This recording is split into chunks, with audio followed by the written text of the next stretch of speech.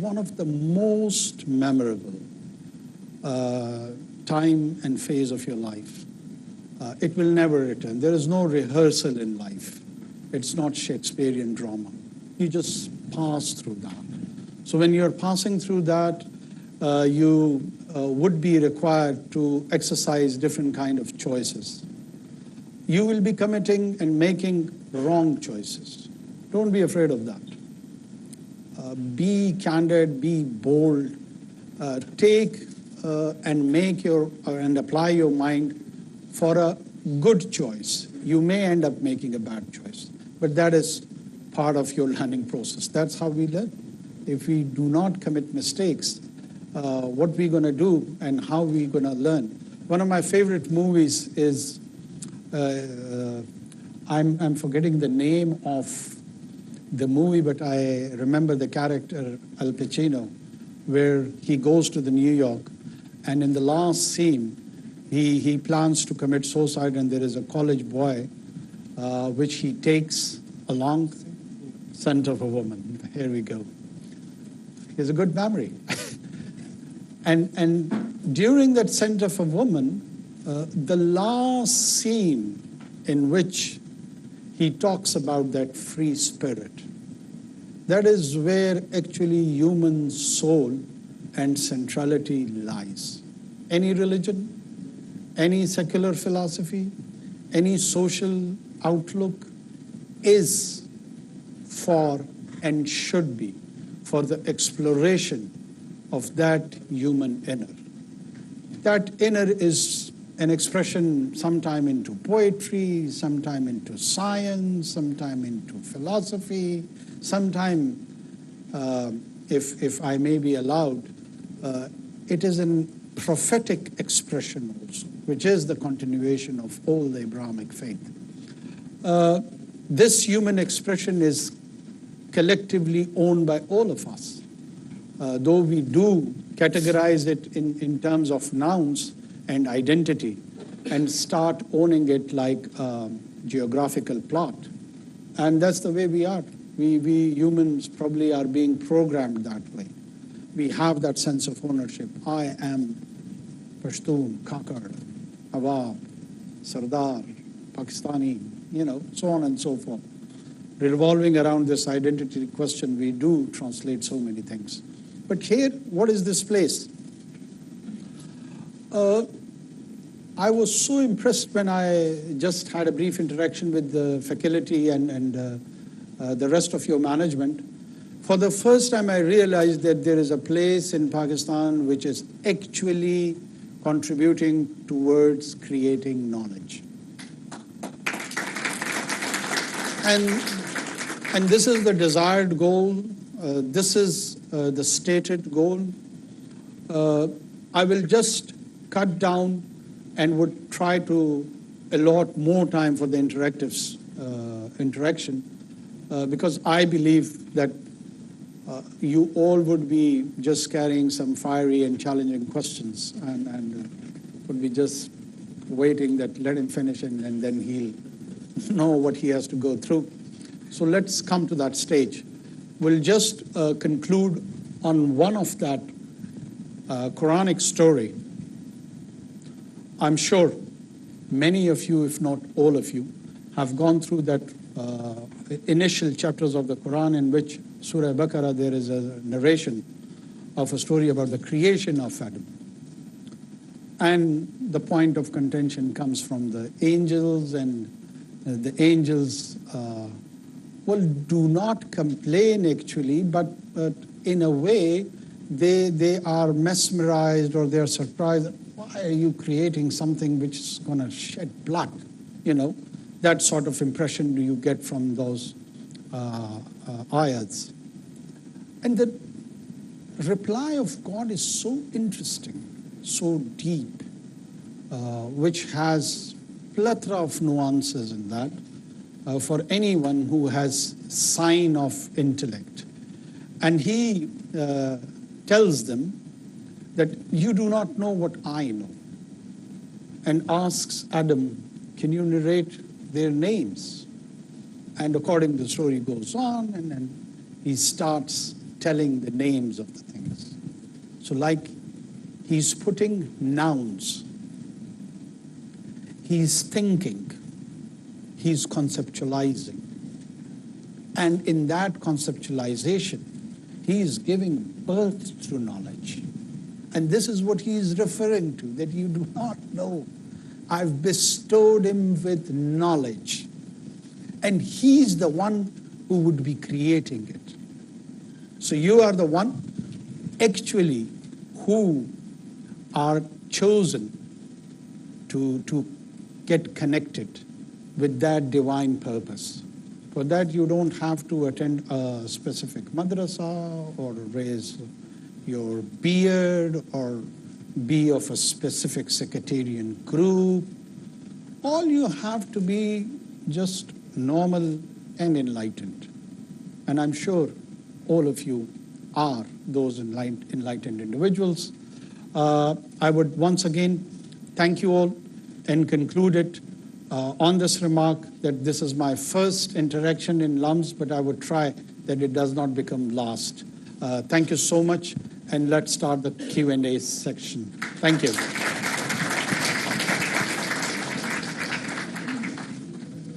Right, so may I request everyone have concise, brief questions? Okay? Please go ahead. G.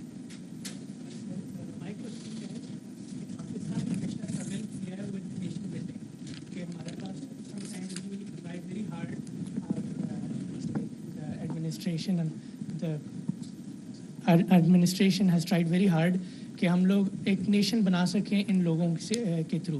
कोई बलोची है, कोई पंजाबी है, कोई कहाँ का है, हर बंदा ज़ात के ऊपर है या अपनी एथनिसिटी के ऊपर है. तो उससे रिलेटेड मैं आपके व्यूज़ जानना चाहूँगा. और सेकंड मेरा क्वेश्चन ये है कि आप like you are in academic setting, तो आपका इससे रिलेटेड क्या है, क्या विजन या क्या उस चीज़ को आप थोड़ा डिस्कस करना चाहेंगे कि किस तरह का एजुकेशन सिस्टम पाकिस्तान के वो हम लोग किस तरह कर सकते हैं, या आपके उसके ऊपर क्या व्यूज़ हैं? Avoid plagiarism, empirical based research. That is the way, that is the answer. I would love to see any system which is poor but genuine, which is original. I would love originality. मेरे लिए दुनिया में ईमानदारी का तकाजा जो है ना वो ओरिजिनलिटी में, और जो अर्लियर थोड़ा सा मैंने किया है वो भी उसी तरह रेफर करता है कि देखिए कॉपी कैट करना या तकलीद जिसको उर्दू में कहते हैं वो it is poison for life. It is you compromise everything. आप 600-700-800 से मुस्लिम दुनिया में जो एक डेकेडेंस है, ये डेकेडेंस किस चीज़ की है? इंक्वायरी नहीं थी.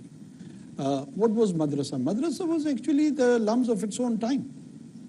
Madrasa was a space where knowledge had to be imparted. It was not a tool for certain political ends, which we have made it, unfortunately, recently. It was a learning space. आपको हमेशा एक space किसी न किसी activity के लिए चाहिए होती है. So, my vision or my personal view about the education, if you want to develop certain faculties, you have to allocate space and then enabling environment. And in that enabling environment, we have to encourage our youth to commit mistakes. Because you will learn from mistakes. You should not be frightened. जो डरे हुए लोग होते हैं ना, जो डरपोक लोग होते हैं, वो दुनिया में कुछ भी नहीं कर सकते. Be courageous, be bold, and take the initiatives. बाकी nation building पे मैं आता हूँ. वो फिर बाकियों का वो compromise हो जाएगा ना. Let's follow the rules. देखिए, nation building is not a unique experiment in Pakistan's case. Whenever I have a conversation with the people that think that, oh, Pakistan is an artificial country. We are Balochis and we are Pashtuns and we are Sindhis. Do you realize how many ethnicities are there in Iran? And they would take the reference and tell you, the Iranian is one nation. And in that one nation of Iranian, there are Azeris, there are Kurds, there are Arabs, there are Baloch, and there are Persian speaking, which is the Punjabi in that case of Iran, you know. And they have Persianized the whole experiment of the state. Whenever nation building, what is the experiment of Israel? They would again tell you that, oh, you know, they're all Jews and they're all Israelis. No, they're not. There are Ashkenazi Jews, there are Sephardi Jews, and there are multiple sub-identity of the Jews. Sephardis are the ones who are coming from North Africa, and their ancestors from North Africa and the Western Europe. Some of them are coming from the Eastern Europe. So they are in that new cauldron of the state of Israel, and they start blending their identity over there. And that defines their political and economic rights and privileges also. Some of Sephardi Jews are not allowed to serve in the specific institutions of Israel. So these sort of conflicts and challenges, they lie in every and any country. It's not unique. Look at the Hindi-speaking population of India. What is the divide between South and North in India? The South with its Dravidian origin and the North with its so-called Aryan origin has got altogether a different outlook on life. Who says that Indian Union has been a single political unit for all its years? After Ashoka, almost 1600 years, India has been into small little principalities, not just India, all over the globe. Do you think there was an Italy in history? It was Rome, it was Florence, it was Venice. These were small little, Milan, these small little principalities, and it took them almost 150 years to unify these principalities and convert it into a new nation state, and became Italy. It so goes with the Spanish experiment, so goes with the German experiment, so goes with the French experiment, so goes with the English experiment. If someone thinks that United Kingdom was a 2,000 years experiment, they're completely mistaken. It was Northumbria. King Alfred was the one who unified them under the idea of Super England. There were minor sub-identities like Balochi and Sindhi and Pashtun and so on and so forth. The issue is sometimes people take conscious effort, the ruling elite, that how to construct this nation building, how to go about this project. I think so in our case, the ruling elite did not mull over well on this initiative. And when I say ruling elite, does not mean just political ruling elite. It is the intelligentsia, it is the academia, it is the bureaucracy, it is the business leadership, all of it. You come across people even on the liberal side of the aisle or on the conservative side of the aisle. When such questions arise, I at times feel that we have got very skewed and prejudiced views, and we are just fixated, and we think whatever our opinions are, they are primarily gospel truth. And we are all dogmatic. That is part of the problem. I have a question. I'm here. Yes. So your vision for Pakistan, which this session was supposed to be about, right? So does it involve following the constitution? Like following the constitution? Yeah, because after the Punjab and KP governments got dissolved, you're supposed to hold elections in 90 days. Why haven't we held elections yet?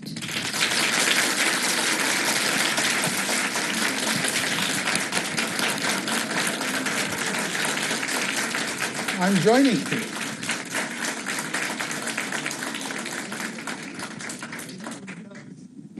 Shall I? First of all, I have come across so many people that like I am the product of a putsch, a forceful takeover of a government. I feel like I'm a product of a military takeover, and I had to respond to such challenging question. In fact, I am the product of a constitutional order, which you are referring to. There was a leader of the House in an assembly, which was probably elected by all of you or many of you, and there was a leader of opposition, which was again elected by many of you. There would be many questions and views about the individuals, but this is what Constitution refers to as a procedure. They agreed on my name, and I am so-called product of that constitutional order. So at least we are interacting in a civil, normal, and constitutional manner. There is nothing unconstitutional about it. When will be the elections? The outgoing parliament, they have passed a law. A law, many of students here probably would be the graduates of law, that the election dates would be announced by the Election Commission of Pakistan. And I am the caretaker prime minister. I am not the chief election commissioner. That is part of the problem. If I had the dual role, by the end of this conversation, I would have given you a date. As it is not in my mandate, all I can do, or our government can do, that we have to assist that role, provide the financial assistance, the security, and others. And once that requirement is asked of us, I can assure you that we will fulfill our duty. KP and Punjab's election was prior to our coming. And I can only refer to that there is an article which is 254 in Constitution also. And that says that if something is late, does not make it unconstitutional. So whenever you go and find out it in the Constitution, there is an article 254. Yes, I'm sure it's 254. Go through that. Unfortunately, sometime if due to circumstances, any act, if it is late for certain reason, does not make it unconstitutional just on the basis that it has happened late. Thank you.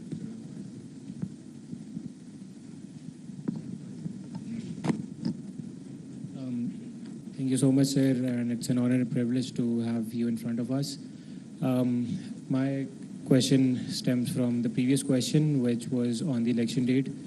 But when you look at the election process, what measures would you as a caretaker government be taking to avoid all the unconstitutional or any external undemocratic factors intervening into the electoral process, which we have been observing throughout the history of Pakistan?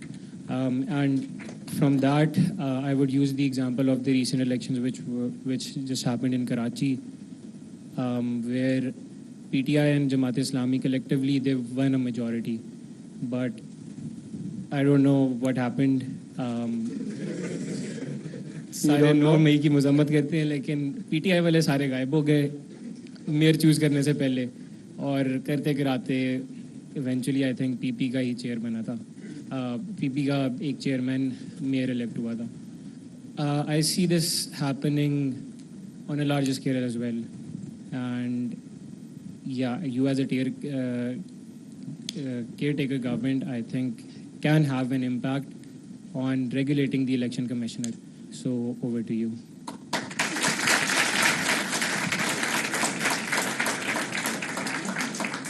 Once we are done with the clapping part, I'll start. Look, let's have an honest conversation rather than a clever one, okay? And I want all of you to think in an honest manner. Pakistan is a transitional democracy. What is a transitional democracy? It's a subject which is taught in many universities around the world. We are not a settled democracy. There was a democracy in the Europe. It has taken its own shape, where it morphed from dictatorship to civilian supremacy, and it took them few centuries. It was not that easy journey. We want to have it a bit easy way, just having few conversation here in the halls and get all those subtle questions which is related to political power, economic power, and social power. There are two instances in history. One is called French Revolution and the other is called Glorious Revolution, which was in the case of James I, who fled, and the power was transformed from the monarchy to the parliament in English case. This was called Glorious Revolution because it was bloodless. And the other one, I'm sure you are aware of the guillotines and the rest of the experiments related to that. And it was a bit gory and ugly. When you want to have a transitional democracy morphed into a settled democracy, there has to be a process. First of all, we are a transitional democracy. We are not a settled democracy. All the PTI or the pro-PTI people are talking about the democratic reforms, electoral reforms, post-ouster of PTI's government. Prior to that, you do not see that narrative coming from their cadre and their leadership. As you refer to a situation where the outcome was for the favor of a PPP candidate, do you remember what happened with the Chairman Senate? Who did it? Well, just forget it. Who did it? All of you know. All of you know. I was also part of it. But what I am referring over here is that if we start to cherry picking and we want to rationalize a narrative, we will never reach that destination. We need to settle on certain principles. And those principles should be beyond political parties. It should be for the greater social order. It may sometimes suit PPP, it may suit sometime PMLN, it may suit sometime PTI or JUI for that matter. So we have to be very cautious when we design principles. That's why laws, when they are meant or when they are made, we need to think them through. Unfortunately, what happens in the parliament, I've been part of the parliament, that the different leadership of different political parties, they agree on it and they pass it on to their members, and we are just there to sign and put our thumbs on that. No one discusses the law either on the floor of the parliament or outside the parliament or even in media. How many times you have seen talk shows on any coming legislation? Just raise your hand. How many of you have seen? I can beg, not a single time. Not a single time. Can you have a honest conversation about shaping up the political positions and view in such a milieu? All you have that you pick 2 or 3 individuals and encourage them and ignite them to have a dog fight. And the rest of us, we enjoy. And this is the level, and we have turned our tastes for such a consumption of information. And this is part of the tragedy. I wish we had informed discourse like the one we are having right now. What's the problem with that 24-inch screen? Why can't it provide such informed discourse? Why? All they have to do, they have to bring a guy from PTI, a guy from PMLN, and a guy from PPP, and encourage them to have a dog fight, and we will be just cooking during that time or having coffee and enjoying, and then next morning sending WhatsApp to each other. Usne uski pitai ki, usne usko mara, usne usko gali. This has become part of political and social culture. Ooh, don't give me an opportunity to refer to the conversation on X, previously Twitter. Have you seen the kind of hate, the kind of abuse? When I go through those remarks, I feel so low that I am part of this nation. न मेरी माँ छोड़ते हैं, न मेरी बहन को छोड़ते हैं, न मेरी बीवी को छोड़ते हैं. And it's not just with me. I understand it's part of that package of the public life. tomorrow you will be here in this position. And you have to go through this. She will be the one who would come to this position. She has to go through this. Think about it. We are all human beings. Do you feel good if you get abused on these relations which I was mentioning? For holding a political opinion, which may be even wrong. I might be having a wrong political opinion. What's problem with my dead sister who gets abused? What is the fault of my dead mother who gets abused? Why my wife? She's a housewife. Why does she has to be abused? And all of us, we know we have encouraged this culture. I, as a normal citizen of this country, I honestly feel so strongly, and I'm so confused at the time, that what are we doing with this generation? Because anyone on Twitter definitely is computerly literate. He's not an illiterate person. He's not part of the problem. Me and you, we are part of the problem. Yes, beta, just go. This girl, yeah. So my question is... Do you have mic?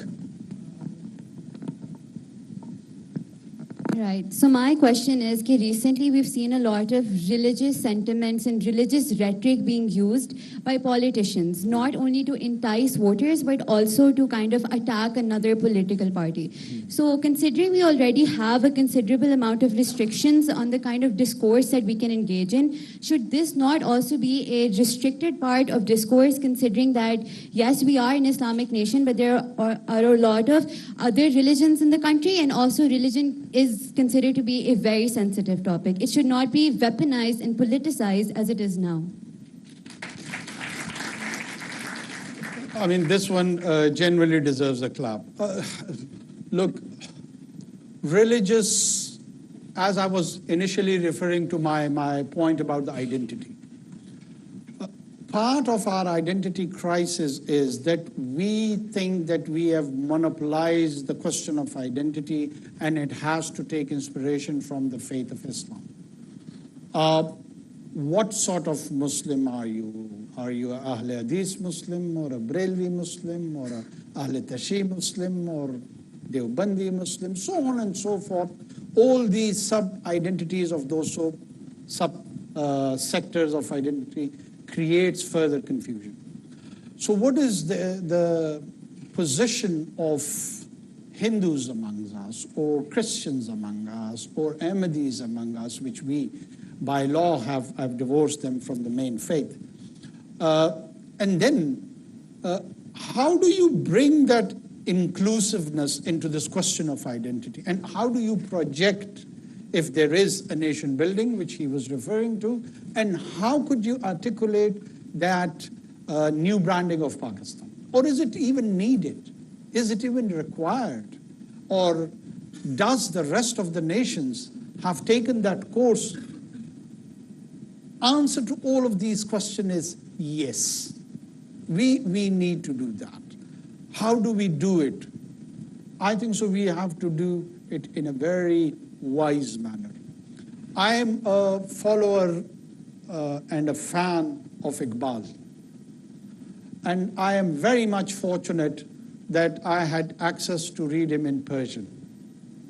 In one of his couplets, he says, Guft hikmat ra khuda khaire kasir, that God has declared wisdom as a abundant good. If he gives wisdom to someone, he has bestowed him with abundance good. So whatever we do, we need to do it wisely. When I say we need to do it wisely, I mean the most sacrosanct thing in any society is social order. Look at the early 13 years of the Prophet. He faced all kind of persecutions, but he did not challenge the social order. I mean, he was excluded from the society. He was physically attacked. He was challenged on the ideas which he believed were truthful. And the people who were representing, according to him, the falsehood ideas were more dominant. They were part of the group of the oppressors, tyranny, but he did not challenge the social order. So there is a sanctity and sacrosanct status of social order. Whenever you want to transform such thing, you keep that at the back of your mind, that while keeping this social order, how do you transform those values, those systems, in a way, in a manner where the peaceful coexistence is morphed in a way that the jolts are unfelt. The jolts are not there where the disintegration or the chance of the disintegration is there. Who would lead such a journey? You, him, he, me, all of us. All of us has to contribute and think about it. That's why my request to those jingoistic youngsters who just want to change everything with this one election day, good, go and vote that day, definitely. But changes, they evolve. They evolve, they are gelled in, sometime in decades, sometime even in centuries. So we have to be profound, we have to be deep, and we have to represent the true soul of ours, whatever it is. So let's explore first ourselves in honesty, and then reflect ourselves what we believe in. Thank you. Ji Chanda. Assalamu alaikum, Honorable Prime Minister. It's very heartening to hear you coming over here, the Premier of the country, and saying and encouraging us that LUMS students, we seek knowledge, we seek originality. It's very heartening, but then I hearken back to earlier times. A few months ago, right at the start of your tenureship, when you talked about the social contract, you talked about the Pakistan social contract with its citizens. It should only have a primary purpose. That is to ensure law and order.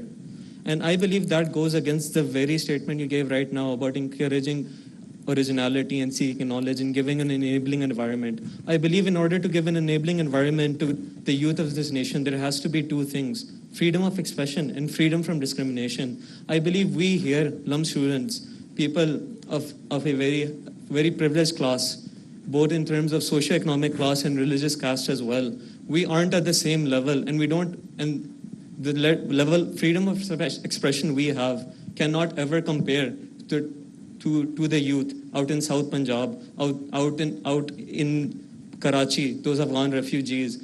They can never compare to us. So how do you feel that a social contract that is based on law and order as a primary purpose can ever ensure those two things to make sure that the rest of our youth actually get a chance to have an enabling environment?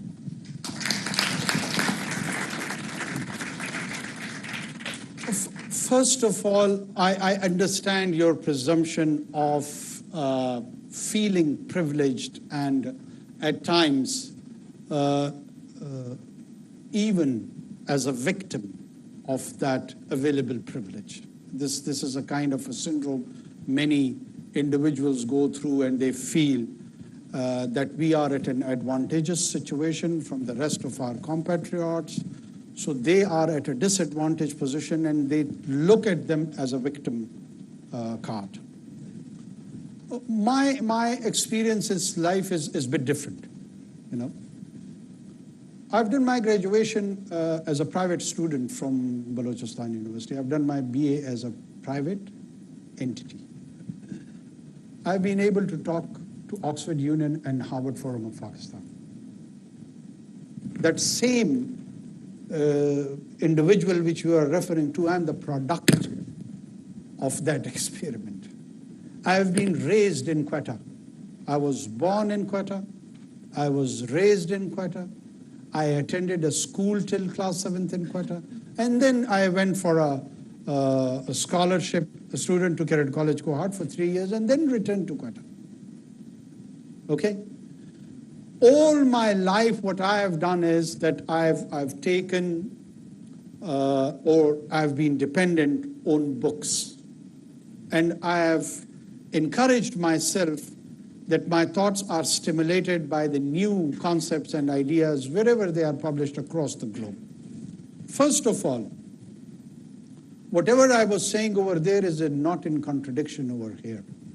When you agree to sit in this space, in this hall, let me use it as a metaphor for the state or for the society, if it is more convenient. If these walls are the guarantors of state or society, then the social contract or the hall contract, if you may call it, between these two entities has to translate in terms of rights and responsibilities both. We always think that we have got rights. I should have the freedom of expression. I should have the freedom of rights. I should have the freedom to abuse. I should have freedom for arson, and so on and so forth. In that social contract, the state also has certain rights. This little girl was talking about the Constitution. Beta, do you know Article 5 of the Constitution? I'm just asking. Even if you don't know, it's okay. Yes or no? No. Everyone knows Article 6? Article 5 says that you have to have unconditional loyalty with the state. You cannot put a condition. For instance, if I can metaphor state with parents, you can't say, if my father provides me evening meal, I will accept him as a father. You can't condition that. You cannot condition your loyalty with the state while having the right of freedom of expression, though it should be ensured. Though it should be ensured. There has to be some rules and regulations which everyone has to follow. If you do not have that framework, you will lead towards chaos. And according to some of the historians, not according to me, it is better to have few centuries of tyranny rather than few weeks of anarchy. Anarchy is bad. Anarchy is worst. You don't have an idea of anarchy. I don't have an idea of anarchy because we have not experienced it. I'll just quote one of the anarchical experiment in the region is with the Yazidi woman in Iraq. This girl who was referring to multiple religious identity question. Yazidis are the religious minority in Iraq. And their women, once the state structure collapsed, everything was in anarchy. When they all had the freedom of expression to say whatever they want to, what would you say maximum in an anarchical situation? The Yazidi women were sold for $50 as a commodity. So then that is the kind of a situation you end in.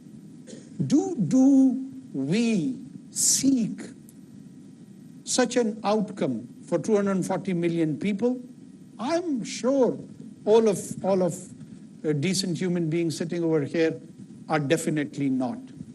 When you raise questions, when you criticize political system, economic system, or any other system, there has to be a rule of engagement. And if you defy those rules, then there are certain laws to penalize that behavior. Bolo, mera beta, bol. Sir, I certainly understand. Sir, I certainly understand that, for example, your position over here, that if a state gives rights to its citizens, then there should be some responsibilities. And I'm sure we all agree we don't want the outcome which you just described in Iraq or Iran, sorry.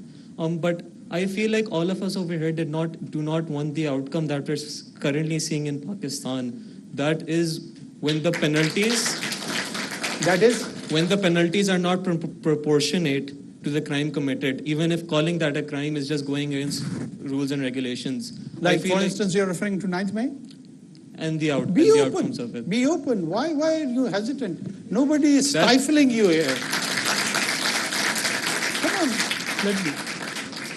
And sir, the reason why I am not open and some of us may not be able to be Okay, open let is me another take the initiative. Let me be the open guy. Okay. ठीक है sir. Look, probably 9th May is relatively not that big a fault or a challenge or a defiant political behavior. First of all, it is unprecedented. Secondly, we don't have a comparison in our lives. So that's why we take it pretty much cool that it's okay. It was just an anger of one day. So what if it has happened, and that there has to be a proportionate application to handle of law enforced both. The settled democracy of Jeffersonian democracy of the United States of America, what happened in Capitol Hill on that day, a lad or a girl of your age went there and took a picture in the chair of Nancy Pelosi, who was the Speaker of the House at that day. And for taking that picture, she's been awarded probably 4 or 5 years of imprisonment, just on taking that picture where she occupied the official chair physically. I'm not talking about arson, I'm not talking about riots. And there are people who have been charged with 18 years of imprisonment. Why all our participants, and if they believe in, they should continue with it. If you want to have the right of violent agitation, then you should accept the lawful consequence of that behavior, isn't it? If I, God forbid, kill someone, I should know that there's a capital punishment consequence of my action. Well, there is a due process. There is a due process. I'm not engaging in that debate with you. I have got very strong reservations. When there was a law which does say that military courts can be conducted by, then this apex courts even thrashes out the law. You all are students of law over here. It is only function of the parliament to make laws. It is not the function of the superior judiciary to make law. Why do they make law? It could be a good law or a bad law, but it is the function of the parliament. When you enter into a marital contract, then you have got exclusive physical rights to each other. Third party cannot enter. So it is a third party entry if they do that. So I've got very strong views on that too. But let's agree to disagree. And this is the way we should talk. We should vent it out. We should think about it. We should talk about and think about even the alternate view. I might get something quite enlightening from your side, or otherwise you may get it from my side. But this is the kind of dialogue or conversation we should have. We cannot have monologues. What is happening in this society? There is one group who's supporting PMLN, there is a group which is supporting PTI, and then there are religious groups. And what actually they are doing, they are retreating whatever convictions they have. They are reinforcing that on Facebook, on Twitter, on Instagram, in normal conversations. That's why when you raise question, you receive applause. What is the point of having applause for a question? Why? Do you understand or do you realize? Why should I be expecting applause for an answer?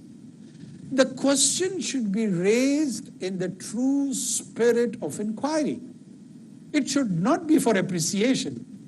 But there is, I understand, all of us, we have constituencies. So that constituency translates that support into the applause. That's what we are doing. That's where my point comes, that we will go for plagiarism. We will not be able to create knowledge. Criticize anything. You want to criticize military, you want to criticize judiciary, you want to criticize parliament, economy, politics. Just one single couplet of Iqbal again for guidance. Gila beja bhi kare koi to lazim hai shahur. Beja gila karo, doesn't matter. Lekin shahur ke saath. Baghair shahur ke na karo. Thank you. Last couple of questions. I am available, it's your choice.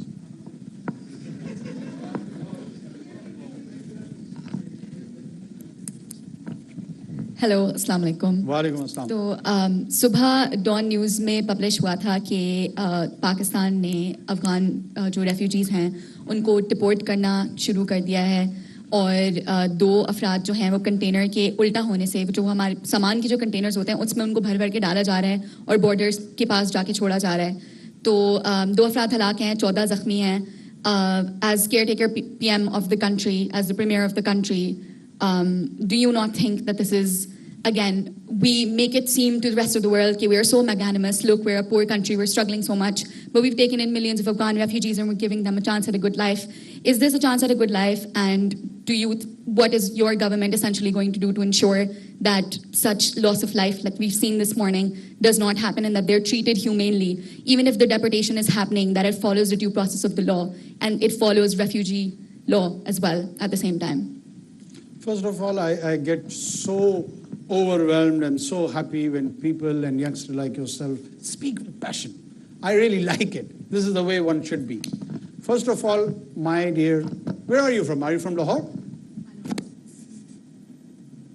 Where are you from, if I may ask? Karachi, okay. First of all, we are not sending one single refugee to Afghanistan. This is the biggest skewed presentation of our policy, which I keep repeatedly explaining to the people in my cabinet, outside the cabinet, on the TV, and give it to her. I have to explain it to her like I do it to my cabinet colleagues. There are around 5 million Afghans on this soil for last 50 years, or 40 or 45 years. And there are 3 categories of those people.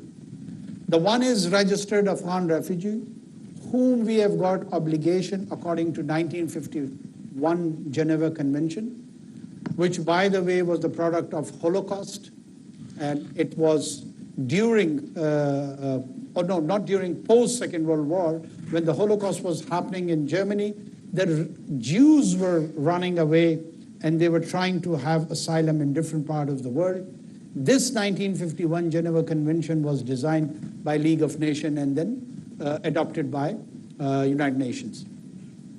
We are, by the way, not signatory to that convention, Pakistan as a state. Let me clarify that too. Without a signatory, we have entertained those refugees for 40, 45 years. And anyone who's registered with UNHCR and our authorities as a refugee and who's residing either in the camps or otherwise is not being sent back. This is not what we are doing. Then there are people, which is around 1 or 1.2 million, who are categorized as illegal aliens. They don't have any sort of documents. They don't have travel documents. They either are here, we don't know, maybe leading a prayer in a mosque or engaging with a terrorist or maybe with a drug lord or maybe contributing as a nurse in some hospital. They're both categories, good and bad, both. But we are not visible to that. We don't know. I don't know whether you are a good student or a poor student, but you are a student. That's all I know. So in my system, I don't have visibility on them, and there is a need, which all the countries around the world do, including Afghanistan. If you attempt and if you try to go there without documents, without Pakistani passport, you will see what kind of experiment you get over there. They don't allow entry without documents. You have to have a visa, a travel document, but for them, they want to have it all free. So what we have done here, that we are trying to bring them into a system, And all these illegal aliens, phase-wise, we are sending them back, encouraging them to go voluntarily, or otherwise send them back. According to the law, there is law, Foreign Act is there, which empowers us that we send back any foreigner or alien who is not into our lawful system.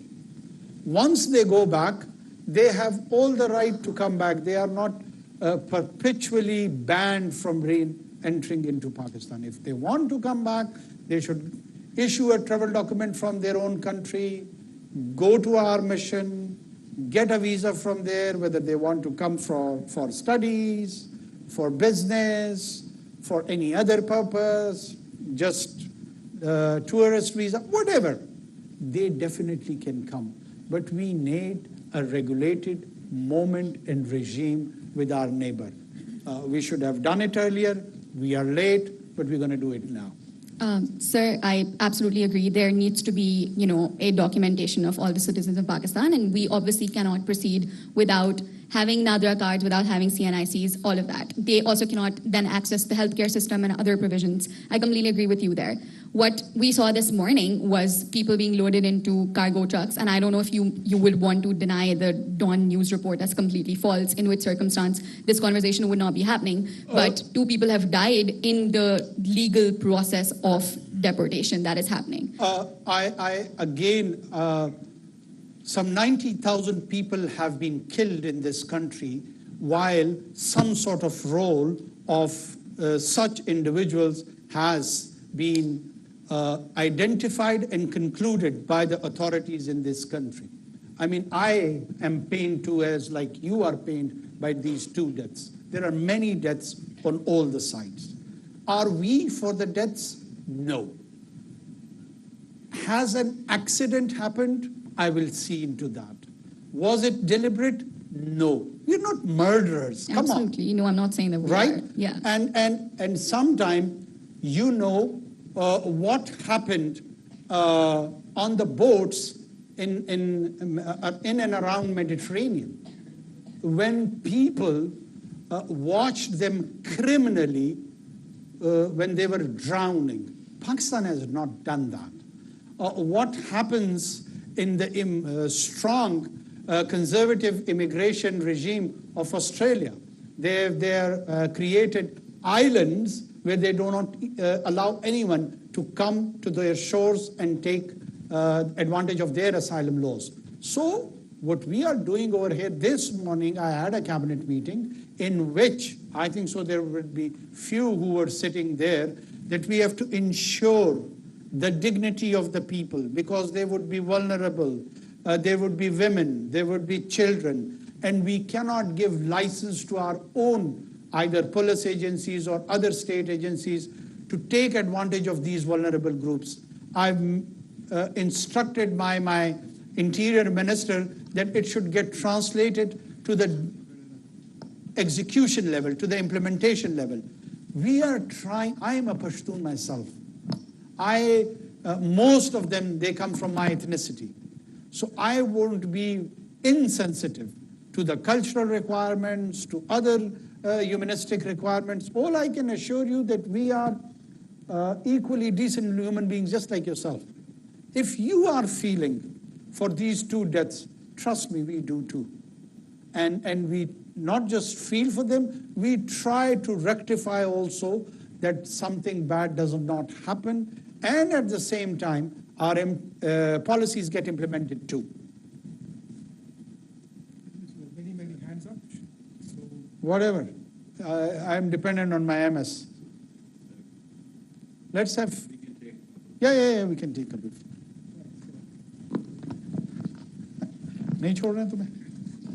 Sir thank you for the opportunity sir अगर हम KP और बलूचिस्तान की बात करें अगर हम KP और बलूचिस्तान की बात करें तो हमने पिछले 2 डेकेड्स में रिलीजियस एक्सट्रीमिज्म और फंडामेंटलिज्म टेररिज्म से बहुत सफ़र किया है लेकिन हमारी जो स्टेट है और पॉलिटिकल लीडरशिप उनकी एक सॉलिड यूनिफाइड पॉलिसी नहीं रही है इस एक्सट्रीमिज्म और टेररिज्म से मुतालिक फॉर इंस्टेंस टीटीपी को पहले आज़ाद छोड़ा गया फिर स्वात ऑपरेशन हुआ फिर उसके बाद जनरल फैज साहब आए, उन्होंने उनको रीलोकेट करने की कोशिश की ट्राइबल एरियाज़ में। फिर अब अफ़गान हुकूमत के साथ मिलकर उनके ख़िलाफ़ क्रैक डाउन हो रहा है। इसकी वजह से जो पश्तून और बलोच यूथ है उनमें एक एंटी स्टेट और एक एंटी आर्मी सेंटिमेंट पाया जाता है, जो कि आपको भी पता होगा, और जो ट्रांसलेट करता है आइडेंटिटी पॉलिटिक्स में। For instance Pukhtun Tahaffuz movement, Balochistan liberation army, etcetera etcetera. So, first of all, my question is, why has the state or the political leadership, especially of KP and Balochistan, not been able to have this single unified policy against all sorts of terrorism? So, and what's the solution? How do we avoid this kind of dilemma that we are in? Where are you from? I'm from Ardan, KP. Pukhtunya laka? Pukhtunya. Kena. I mean, I'm so happy that you raised this, honest to God. एक तो ये जो आपके counterparts हैं ना, जो other provinces के, particularly Sindh और Punjab, they're very naive. They at times don't know, or they have not been through the experiences probably which the people from KP and Balochistan has gone through. And according to one of your colleague, that they are more aware. I feel politically our people are more conscious than these urban center kids. And no offense, it's just a political conversation. Our people have been more active in the movement of MRD. They have been more conscious in contributing movement against one unit, so on and so forth. So our youth, our political leadership have been very, very active politically. This is what I'm referring to. But the urban centers has more advantages. The political side, these rural class have been more contributing towards shaping the political landscape of Pakistan.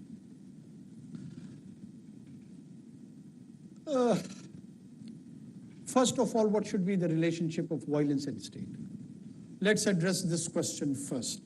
Let's bring it in a chronological order.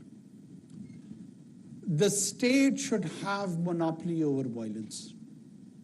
If we settle on this question, the later on following chronological order can be explored and understood quite well.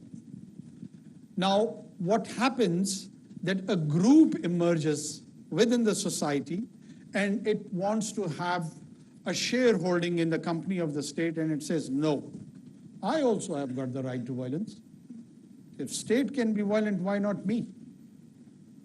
And for the political reasons that I will tell state how to translate its foreign policy. I will tell state whom to align with. I will tell state on the basis of either religion, ethnicity, whatever. In our case, religion and ethnicity too. What is TTP? Why TTP is killing us? Because they feel that we sided with the Americans in the war on terror. This is the prime criticism of this. So they want to determine the foreign policy on all of us through tool of violence. That if you do not change this policy of yours, I will blow myself and I will kill you. This is what exactly we are doing.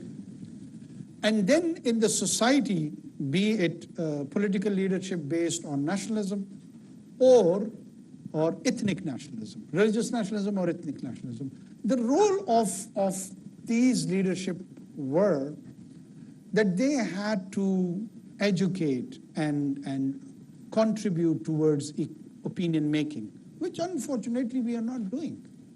What we are doing, as I was referring over here, that I am more interested in a constituency. I want an applause on my question. I want an applause on my answer. And I see what is the rhetoric and the popular view amongst this audience. And I align myself with this rhetoric. I do not lead, I become a follower. So these leaders which probably you were referring to me they are all dwarfs, they are all followers. They are not leaders. If they would have been leaders, they would have dissected all these tendencies on historical basis. Do you know who the Khwarijis were? most of you would know, if any religious leadership in Pakistan would have been genuine, they would have or should have a view on Kharijis in the initial days of the Islam, who accused Sayyidina Ali. Amir Muawiyah, he said, dono kafir hai. When Amir Muljam was arrested and he was asked, yo badbakht, tumne kyun Hazrat Ali ko mara? So he had no remorse.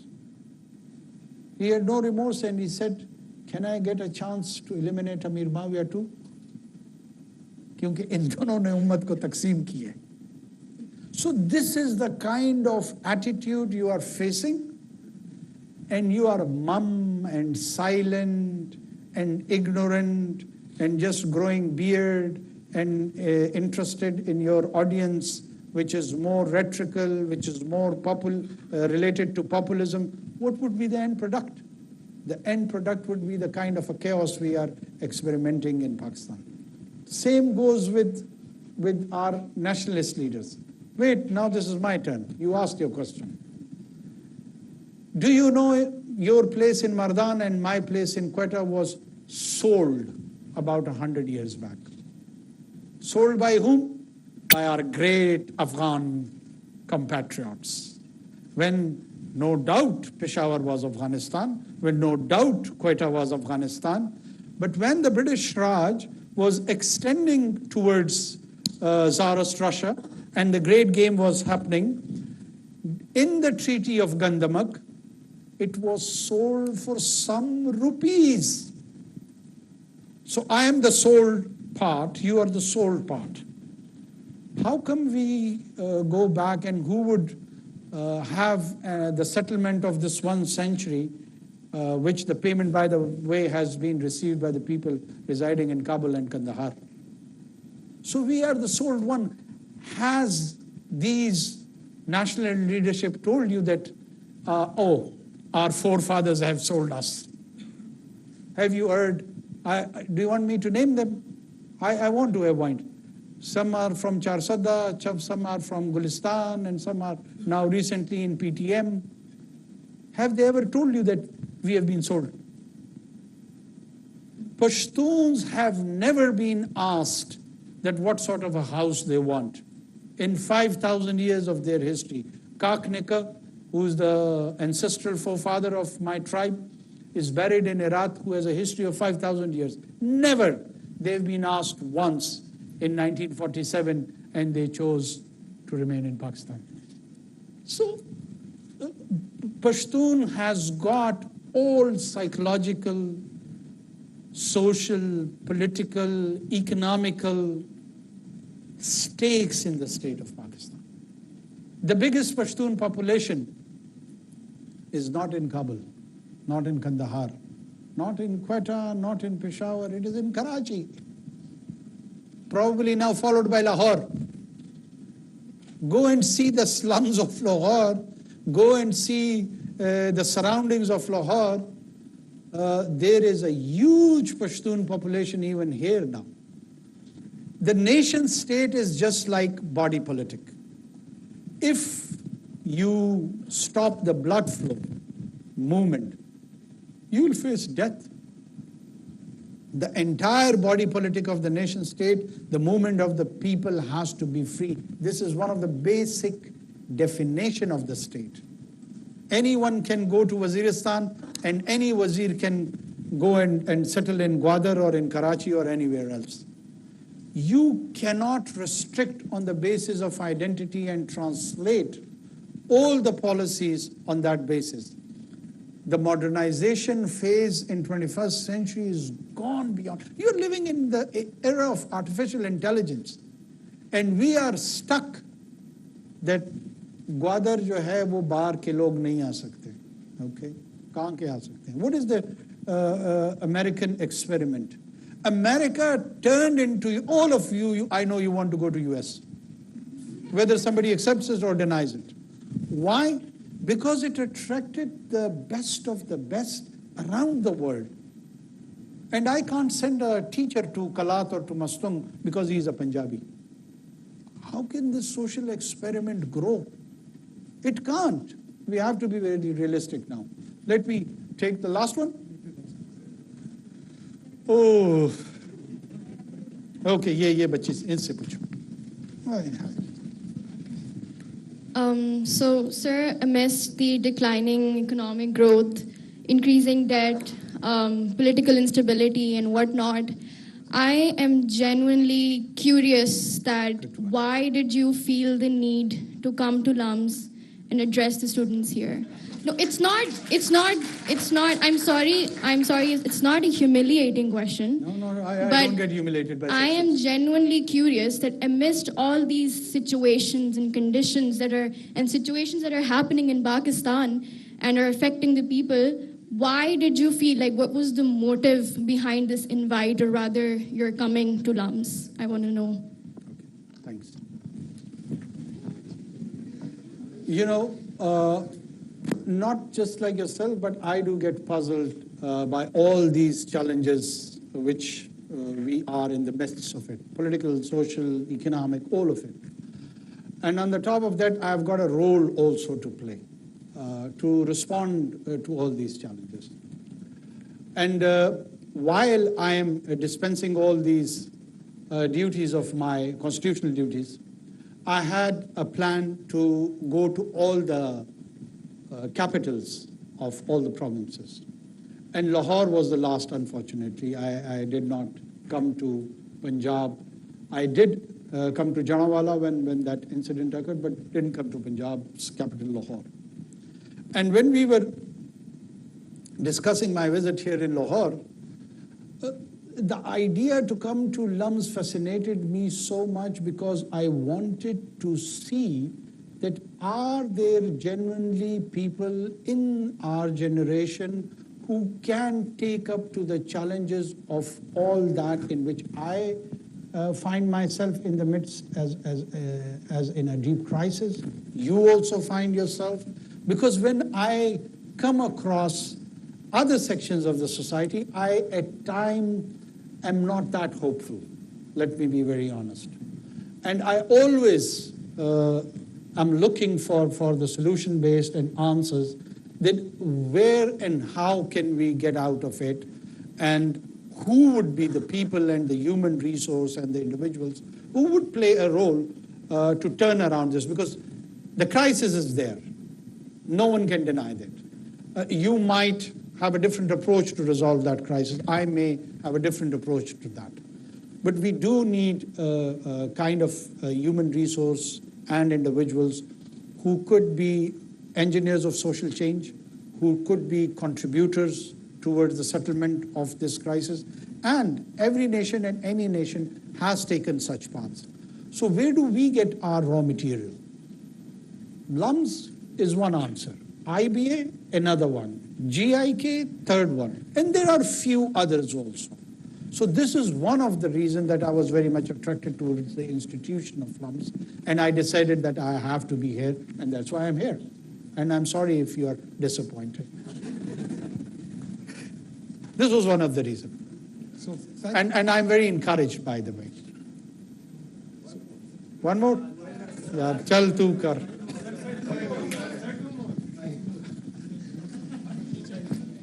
Assalamualaikum sir. Inshallah, I'll come again. इंशाल्लाह sir, सबसे पहले तो sir मैं अपने दुख का इजहार करना चाहूँगा कि सर आप एक यूनिवर्सिटी आए, तुलबा अपना टाइम निकाल के आए, साथीज़ा इंतज़ार कर रहे हैं और आप फिर भी सर 50 मिनट लेट आए. बच्चे अपनी क्लास एक दूसरे छोड़ के सर इधर आपका इंतज़ार कर रहे थे. और सर मैं इस बात पे शर्मिंदा हूँ कि मेरे प्राइम मिनिस्टर, बेशक केयर टेकर प्राइम मिनिस्टर हो, उसे इल्म की इज़्ज़त नहीं, या फिर मुझे लगा कि शायद इल्म की इज़्ज़त नहीं. मगर सर मेरा सवाल ये नहीं, मेरा सवाल तो ये है कि सर मेरा सवाल जनवाला के ऊपर है. सर पूरे शहर के चर्च के ऊपर आग लगा दी गई और हमारी हुकूमत ने कुछ नहीं किया. आप सर ऑफिस में ही थे, अगर मेरी इल्म में कमी हो तो सर प्लीज़ इजाफा करें, मगर जितना मुझे इल्म है आप सर ऑफिस में थे और आपके होते ये हुआ, मगर क्या हुकूमत ने सर उसके ऊपर एक्शन लिया है? जी सर आप गए, आपने सर प्रॉब्ली उनके चर्चेज और के लिए आपने उनको पैसे दे दिए होंगे, मगर क्या ये सलूशन है सर? क्या ये एक लॉन्ग टर्म सलूशन है? कितने से और मंदिर जलेंगे पाकिस्तान में, कितने से और ईसाइयों चर्च को आपसे जलाएंगे, तो हुकूमत को एक्चुअल सोल्यूशन की तरफ आएगी. शुक्रिया.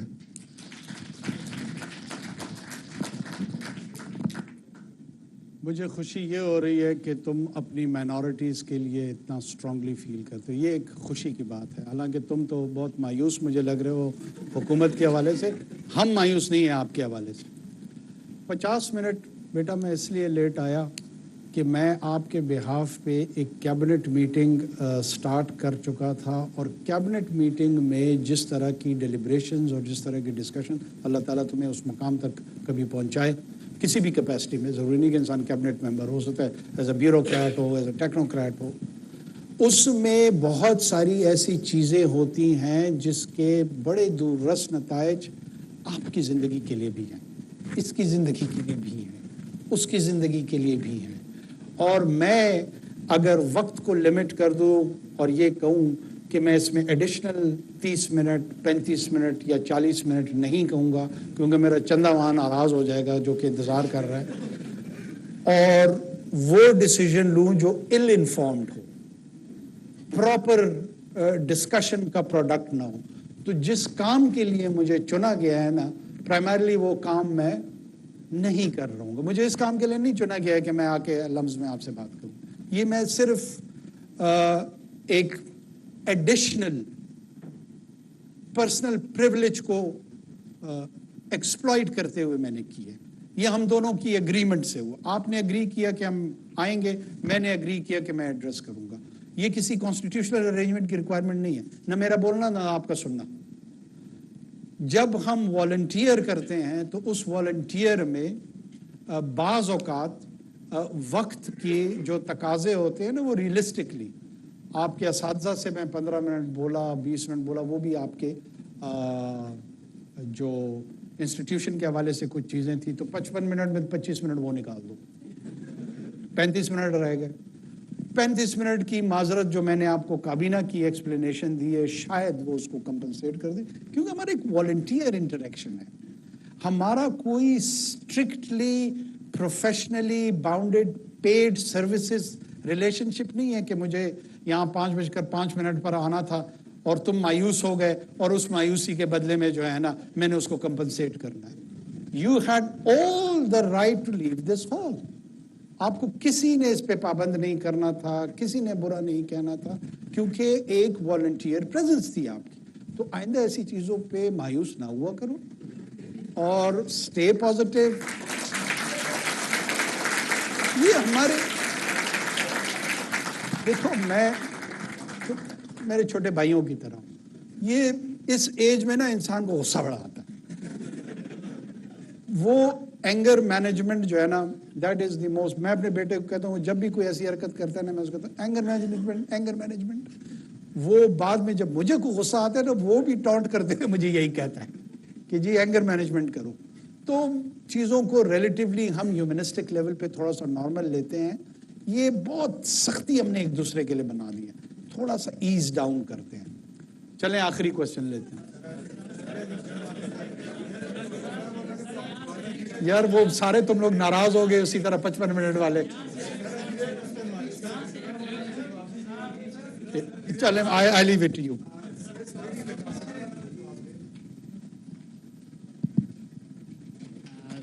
Thank you so much sir. First of all मेरा क्वेश्चन आपसे ये था सर, जब आप इलेक्ट हुए थे ना as a caretaker prime, ठीक है सिलेक्ट हुए थे. अच्छा, मैं सिलेक्ट भी नहीं हुआ था, मैं नॉमिनेट हुआ था. चलो, तो बलूचिस्तान के लोगों को आपसे सर बहुत तवक्को थी कि आप जो है ना पहली बार एक केयर टेकर प्राइम मिनिस्टर आप आए हैं इतने वक्त में, तो आप बहुत ज़्यादा डेवलपमेंट प्रोजेक्ट्स और क्या कहते हैं एक ऐसी अप्रोच लेकर आएंगे कि जितने भी रिजर्वेशंस हैं, चाहे पश्तून्स के हैं चाहे बलोचों के हैं, वो सब आप हल करेंगे. लेकिन मुझे याद पड़ता है कि वो जो कुचलाक से किला सैफला था कि डबल रोड बन रहा था, वो भी रुक गया है सर. और दूसरा ये जो अफगान रिफ्यूजीज़ का मसला आ गया है सर. आप कहाँ से हैं? मैं क्वेटा से हूँ سر کوئٹہ کی ہاف پاپولیشن، ہاف جو کاروبار ہے، جو بزنس ہے سارا، وہ افغان ریفیوجیز رن کرتے ہیں.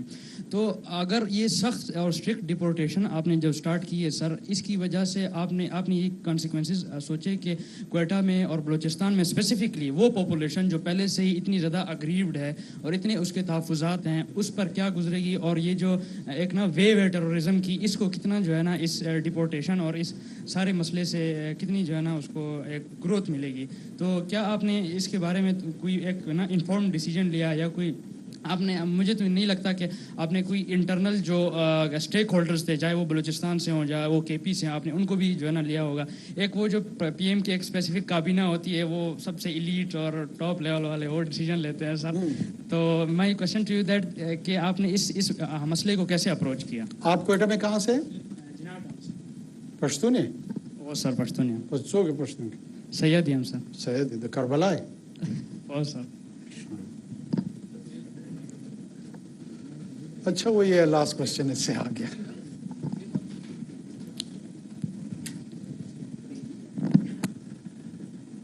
ایک تو بار بار میں یہ گزارشات کر رہا ہوں اور کرتا رہوں گا، ظاہر ہے میرا فی الحال یہ کام ہے.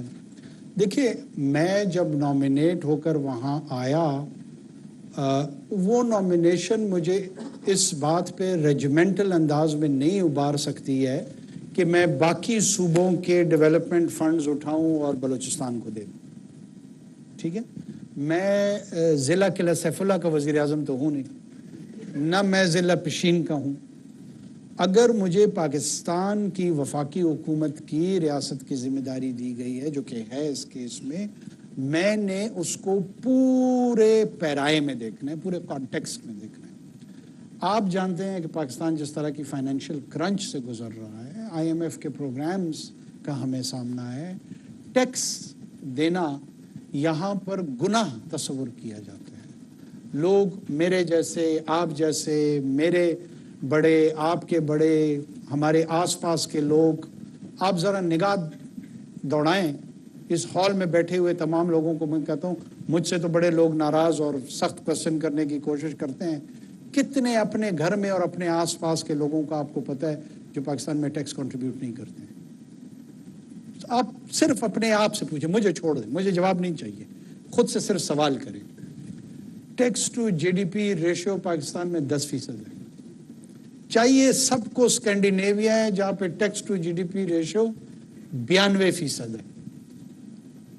میں نے جب وہ کچلاخ کی ڈیول روڈ بنانی ہوگی نا، جب یہ 40% پہ آ جائے گا نا، میں اس طرح کی 2 روڈیں بنا دوں گا. ٹیکس تو کنٹریبیوٹ کوئی کرتا نہیں ہے، روڈ ہر ایک مانگتا ہے، ہسپتال ہر ایک. کہاں سے میں روڈ بناؤں گا؟ کہاں سے میں ہسپتال بناؤں گا؟ مجھے آپ بے حس ثابت کر سکتے ہیں، لیکن میرے پاس تو یہ ریسورسز ہے. ریونیو جنریشن تو میں نے آپ لوگوں سے کرنی ہے، آپ سے ٹیکس کلیکٹ کرنا ہے، وہ کوئی دیتا نہیں ہے. اور اگر دیں تو اس پہ کئی قسم کے جو الزامات ہیں وہ اپنی طرف میں ہیں. دیکھیں، دوبارہ میں آپ کو عرض کر رہا ہوں، ہم افغان ریفیوجیز کو نہیں نکال رہے ہیں، ہم انلیگلز کو نکال رہے ہیں. اور انلیگلز نے اگر اس اکانومی میں اپنا ایک سٹرکچر بنا دیا ہے، آپ جائیں نا یو کے میں اور وہاں پہ میکڈونلڈز میں بغیر ٹیکس دیے کام کریں، وہ تو اس پہیے میں کام ہو رہا ہے نا، کر سکتے ہیں آپ. فرانس میں آپ کسی ریسٹورنٹ میں، ہاسپٹیلٹی انڈسٹری میں کسی کو وائن کا گلاس دے سکتے ہیں، سالمن فش کھلا سکتے ہیں؟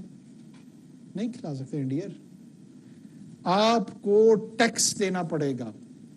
when you will be having that salary، اس کا ایک پورشن فرینچ کی ریاست کو جائے گا، برٹش ریاست کو جائے گا. یہاں پہ 40 سال سے آپ کے بھی باغ میں کام کر رہے ہیں، میرے بھی باغ میں کام کر رہے ہیں، اور میں نے اس سٹیک ہولڈر سے جو نہ ایگریکلچر ٹیکس دیتا ہے، نہ وہاں پہ اس لیبر کا ٹیکس دیتا ہے، لیکن چونکہ وہ سٹیک ہولڈر ہے، ناراض ہے، وہ مجھے گلے سے بھی پکڑے گا اور کہے گا یہ میں کیا ڈریکونین پالیسیز امپلیمنٹ کر رہا ہوں. میں بہت اچھی طریقے سے بلوچستان اور کے پی کو الحمدللہ جانتا ہوں. مجھے پتہ ہے کہ وہاں پر ہم کیا کرتے ہیں. یہ شاید ان بیچاروں کو نہ پتہ ہو، میں اور آپ تو ایک دوسرے کو بہت اچھی طریقے سے جانتے ہیں، اپنی حرکتوں کو بھی جانتے ہیں، اپنی اسٹرینتھس کو بھی جانتے ہیں، اپنی ویکنسز کو بھی جانتے ہیں. کیا ٹیررزم میں یہ جو گروہ ہیں इनकी इन्वॉल्वमेंट नहीं हुई है। अभी जो पेशावर में मस्जिद में प्रीवियस गवर्नमेंट के लास्ट डेज में एक सुसाइड बॉम्बिंग हुई, वो 150 बंदा शहीद हुआ। उसमें जो सुसाइड बॉम्बर था उसके DNA से साबित हुए वो अफगान्स थे। ये नहीं कि सारे Afghan terrorist, not at all, not at all. लेकिन this is part of the problem, हमें इसको एड्रेस करना है। हमारे लिए as a state prime responsibility है कि सबसे पहले तुम्हारी एज अ पाकिस्तानी और इसकी एज अ पाकिस्तानी, पंजाबी है, काला है, गोरा है, सफ़ेद है, पीला है, उसकी प्रोटेक्शन है।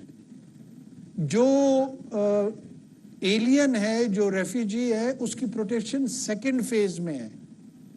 मुझे आईन ने पहले इसकी जिम्मेदारी दी हुई है, और अगर मैं ये समझता हूं कि इस पॉपुलेशन में जो कि इलीगल पॉपुलेशन है, इसका एक हिस्सा इसमें कंट्रीब्यूट कर रहा है, तो मैंने कोई हो सकता है गलत बकौले आपके जैसे कि हमने सोचा ही नहीं, और इलीट के 2-4 लोगों को व्हाट्सएप किया, फोन शोन किया, उन्होंने बता दिया, हमने पॉलिसी बना दी। हो सकता है यही हो, लेकिन हो सकता है कि बहुत सारी इंस्टीट्यूशनल इनपुट्स के बाद जो तहसील की सतह से लेके, ज़िले की सतह से लेके, डिवीज़न की सतह से लेके, सिविल इदारों से लेके, मिलिट्री इदारों से लेके, ये पोर इन इंफॉर्मेशन आती है, उस पर डिस्कशन होती है, फिर उसके नतीजे में कोई पॉलिसी बनती है। ऐसे नहीं होता है स्टेट क्राफ्ट में कि बस बैठे बिठाए जो है ना हम 2-4 कप कॉफ़ी के पी के को डिसीजन कर लें। Thank you so much.